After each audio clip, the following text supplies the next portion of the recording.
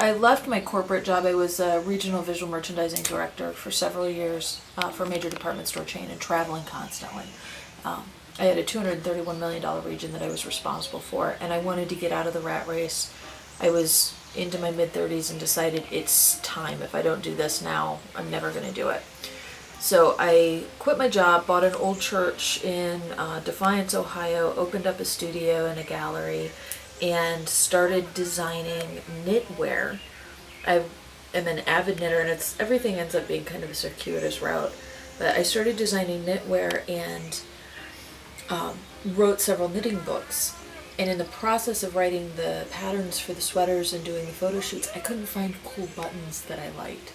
So Steve Smith and I had just met, and he said, "Babe, come on out to the college and I'll show you how to make some buttons. It'll be fun." So that's how I got started in clay about 9 years ago. A lot of artists have the need to create art and have a huge social statement.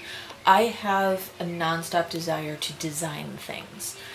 And the retail design was fantastic for that because I had 31 stores I was working in that I did the full layout of where every piece of merchandise went in my stores, and then trained the associates on how to keep it neat and looking pleasant so that they sold more. So for me, it was kind of a puzzle all the time to get everything to fit. The majority of what we do is craftsmanship. And we both work very hard to hone our skills so that we're solidly good at creating the same thing over and over to be able to produce a good product. I enjoy making things that people will use. For years I painted, and you sell a painting and it hangs on somebody's wall and it doesn't do anything. And this, what I love about it is that every morning someone will go to their cupboard to choose a cup to have their orange juice, and they might choose mine.